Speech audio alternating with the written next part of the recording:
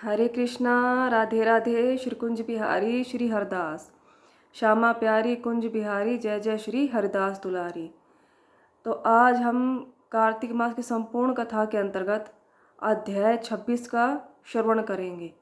तो बिना देरी किए हम कथा को शुरू कर लेते हैं। नारद जी ने कहा, देवगणों के ऐसे वचन सुनकर धर्मदत्त ने कहा, सब मनुष्य भगवान विष्णु की प्रसन्नता के लिए विविध आराधना, यज्ञ, दान, व्रत, तीर्थ तथा तपस्या आदि करते हैं, किंतु कोई ऐसा सरल उपाय बताइए कि जिससे करने से इन सब का फल प्राप्त हो। गणों ने कहा, हे द्विज श्रेष्ठ, आपका प्रश्न बड़ा श्रेष्ठ है। हम आपको भगवान विष्णु को शीघ्र प्रसन्न करने का उपाय बताते हैं। हम इतिहास सहित प्राचीन वृत्तांत सुनाते हैं, सावधानी से सुनो। प्राचीन काल में कांचीपुरी में चोल नामक चक्रवर्ती राजा राज्य करता था। उसी के नाम से उसके देश का नाम भी चोल ही प्रसिद्ध था। राजा चोल के राज्य में कोई प्राणी दरिद्र, दुखी, पापी व रोगी न था। वह राजा सबके यज्ञ करने का प्रभाव था। ताम्रपर्णी नदी के दोनों किनारों पर सोने के यज्ञ स्तंभ सुशोभित थे। हे द्विजवर, एक दिन वह राजा भगवान विष्णु के पास गया। भगवान उस समय शेष शैया पर योग निद्रा वश सो रहे थे। राजा ने उनकी मणियों, मोतियों और स्वर्ण के दिव्य फलों फूलों द्वारा पूजा की। वह साष्टांग प्रणाम करके भगवान के चरणों के पास ही बैठ गया। थोड़ी देर के बाद राजा ने अपनी नगरी कांचीपुरी के ब्राह्मण विष्णुदास को वहां आते हुए देखा। विष्णुदास भगवान की पूजा के लिए तुलसी दल और जल लिए हुए था।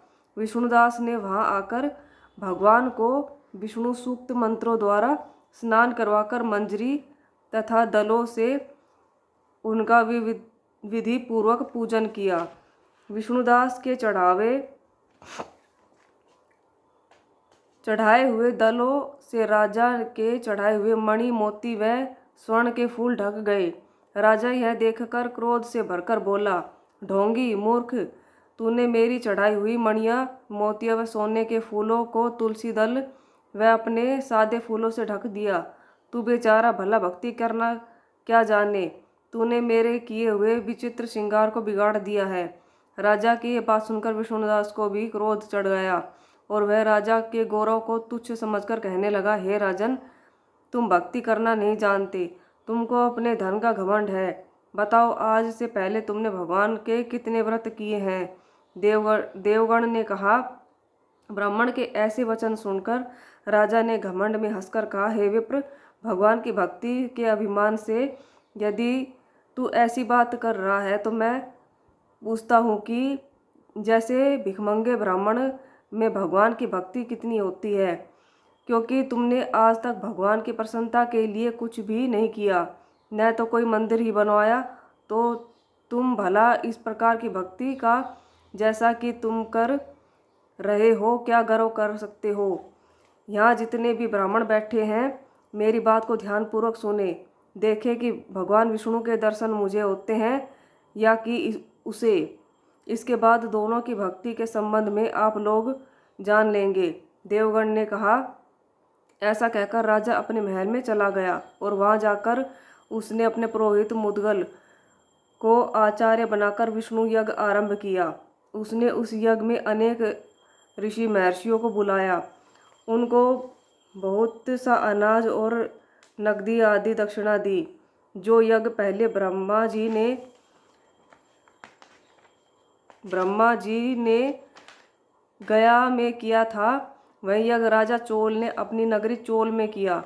विष्णुदास भी अपने मंदिर में रहकर भगवान की प्रसन्नता के लिए व्रत करने लगा। उसने माघ और तथा कार्तिक मास के व्रत किए। तुलसी के वन की ओर एकादशी को भगवान विष्णु के द्वादश अक्षर मंत्र का जाप किया।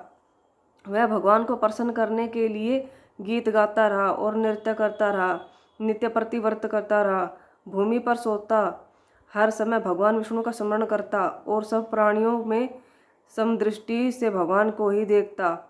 उसने भगवान को प्रसन्न करने के लिए माघ तथा कार्तिक के व्रत भी किए और उन व्रतों के नियमों का पालन भी किया और उद्यापन भी किया। और इस प्रकार राजा चोल और विष्णुदास द्वारा दोनों को आराधना करते हुए बहुत दिन बीत गए। 26वें अध्याय की कथा यहीं पे समाप्त होती है। हरे कृष्णा, राधे राधे।